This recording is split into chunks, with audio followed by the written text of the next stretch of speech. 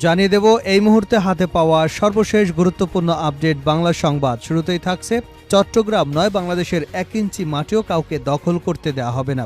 ভারতের একটি মিডিয়ায় চট্টগ্রামকে ভারতের অংশে যুক্ত করবার বিষয়ে এক সাংবাদিকের উপস্থাপন প্রসঙ্গে বাংলাদেশ জামায়াতে ইসলামীর কেন্দ্রীয় কর্মী পরিষদের সদস্য ও ঢাকা মহানগরী দক্ষিণের সেক্রেটারি ডক্টর শফিকুল ইসলাম মাসুদ বলেছেন, চট্টগ্রাম নয়, বাংলাদেশের 1 ইঞ্চি মাটিও কাউকে দখল করতে দেওয়া হবে না।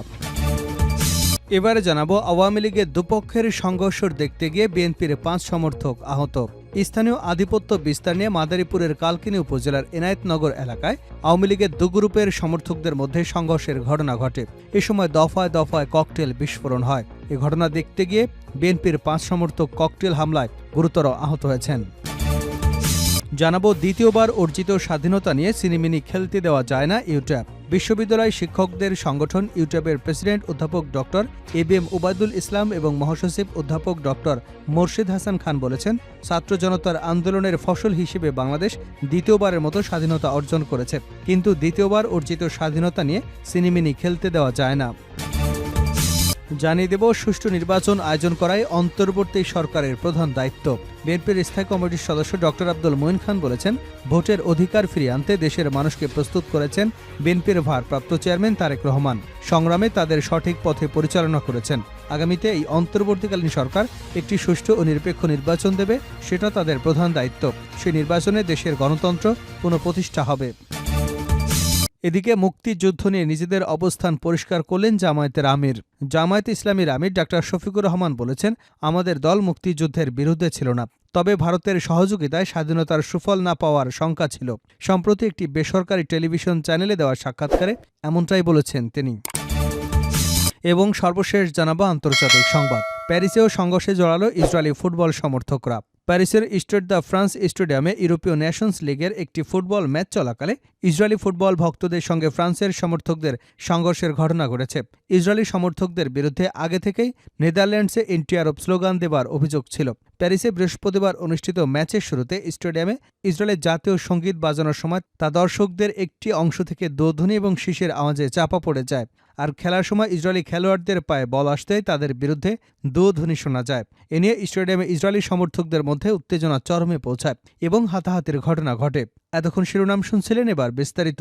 প্রিয় দর্শক, আপনি যদি এই চ্যানেলে নতুন হয়ে থাকেন, ভিডিওটি দেখতে দেখতে চ্যানেলটি সাবস্ক্রাইব করে আমাদের সঙ্গে থাকুন।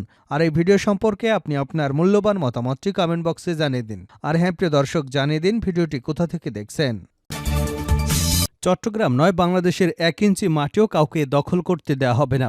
ভারতের একটি মিডিয়া চট্টগ্রামকে ভারতের অংশ সংযুক্ত করবার বিষয়ে এক সাংবাদিকের উপস্থাপন প্রসঙ্গে বাংলাদেশ জামায়াতে ইসলামীর কেন্দ্রীয় কর্মী পরিষদ সদস্য ও ঢাকা মহানগরী দক্ষিণের সেক্রেটারি ডক্টর শফিকুল ইসলাম মাসুদ বলেছেন, শুধু চট্টগ্রাম নয়, বাংলাদেশের 1 ইঞ্চি মাটিও কাউকে দখল করতে দেওয়া হবে না। শুক্রবার রাজধানীর ডিপ্লোমা ইঞ্জিনিয়ারিং ইনস্টিটিউটে বরগুনা ফোরাম কর্তৃক আয়োজিত সুধী সমাবেশে প্রধান আলোচকের বক্তব্যে একথা বলেন তিনি। শুক্রবার দলটির ঢাকা মহানগরী দক্ষিণের সহ দপ্তর সম্পাদক ও সমন্বয়ক আব্দুল সাত্তার সুমন স্বাক্ষরিত এক সংবাদ বিজ্ঞপ্তিতে তথ্যটি নিশ্চিত করা হয়েছে।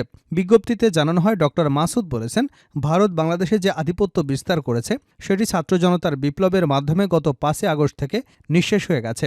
বাংলাদেশে আধিপত্য বিস্তারের আর কোনো সুযোগ ভারত পাবে না। 5 আগস্ট এদেশে ছাত্র জনতা শুধু ফ্যাসিবাদ মুক্ত করেনি, আধিপত্য গোষ্ঠীকে নির্মূল করেছে। তিনি আরও বলেন, শহীদ মতিউর রহমান নিজামী বাংলাদেশের ভূখণ্ড নিয়ে কেউ ছিনিমিনি খেলবার চেষ্টা করলে তার উপযুক্ত জবাব দেবার ঘোষণার পরেই ভারতের ইন্ধনে আওয়ামী লীগ শহীদ মৌলানা নিজামী সহ জামায়াতে ইসলামীর নেতাদের আটক করে সাজানো মামলায় বিচারিক হত্যা করেছে।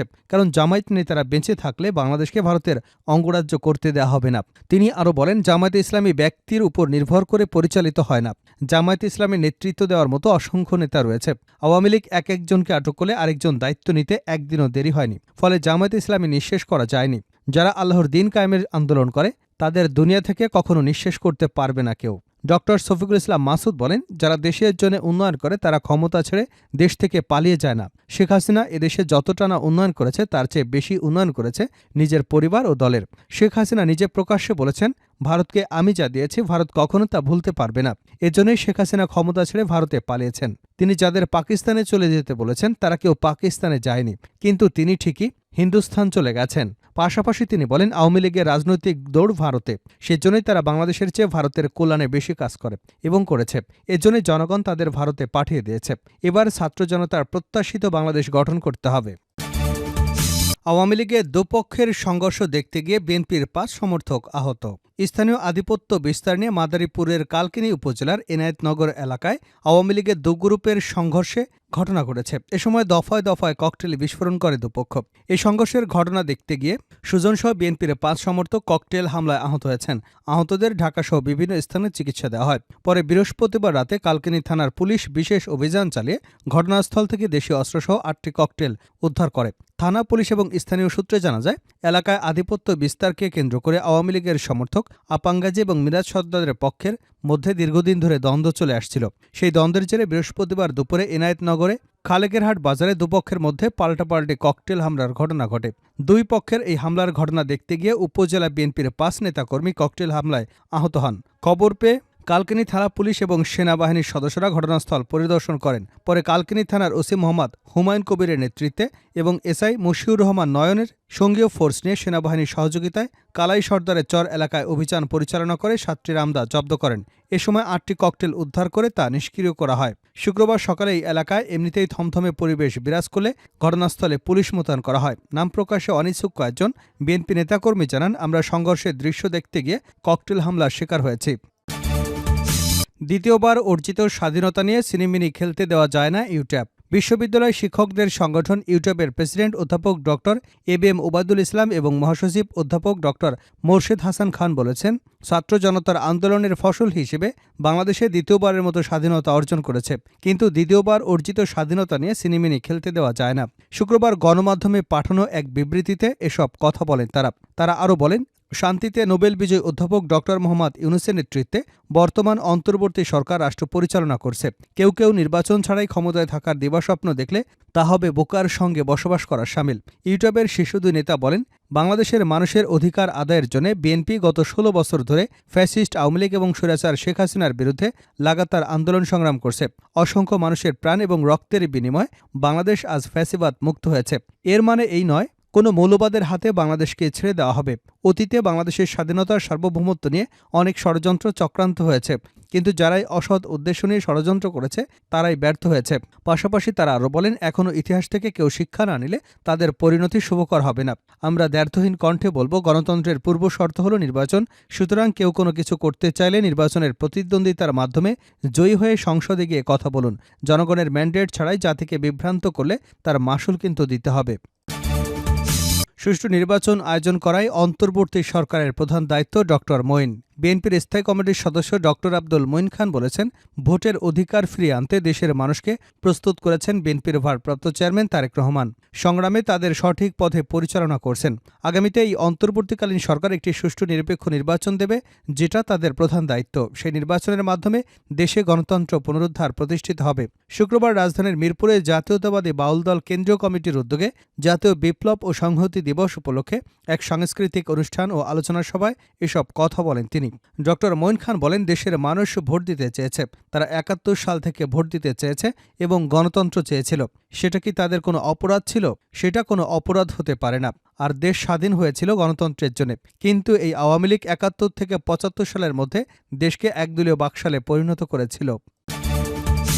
শেষ করছে আন্তর্জাতিক সংবাদ দিয়ে। প্যারিসেও সংঘর্ষে জড়ালো ইসরায়েলি ফুটবল সমর্থকরা। প্যারিসের স্টেড দ্য ফ্রান্স স্টেডিয়ামে ইউরোপীয় নেশনস লিগের একটি ফুটবল ম্যাচ চলাকালে ইসরায়েলি ফুটবল ভক্তদের সঙ্গে ফ্রান্সের সমর্থকদের সংঘর্ষের ঘটনা ঘটেছে। ইসরায়েলি সমর্থকদের বিরুদ্ধে আগে থেকেই নেদারল্যান্ডসে এন্টি আরব স্লোগান দেওয়ার অভিযোগ ছিল। প্যারিসে বৃহস্পতিবার অনুষ্ঠিত ম্যাচের শুরুতে স্টেডিয়ামে ইসরায়েলের জাতীয় সঙ্গীত বাজানোর সময় তা দর্শকদের একটি অংশ থেকে দোধ্বনি এবং শীষের আওয়াজে চাপা পড়ে যায়। আর খেলার সময় ইসরায়েলি খেলোয়াড়দের পায়ে বল আসতেই তাদের বিরুদ্ধে দোধ্বনি শোনা যায়। এ নিয়ে স্টেডিয়ামে ইসরায়েলি সমর্থকদের মধ্যে উত্তেজনা চরমে পৌঁছায় এবং হাতাহাতির ঘটনা ঘটে। এই সময় কিছু দর্শক ফিলিস্তিনের পতাকাও প্রদর্শন করেন, যদিও স্টেডিয়ামের ভেতরে তা নিষিদ্ধ ছিল।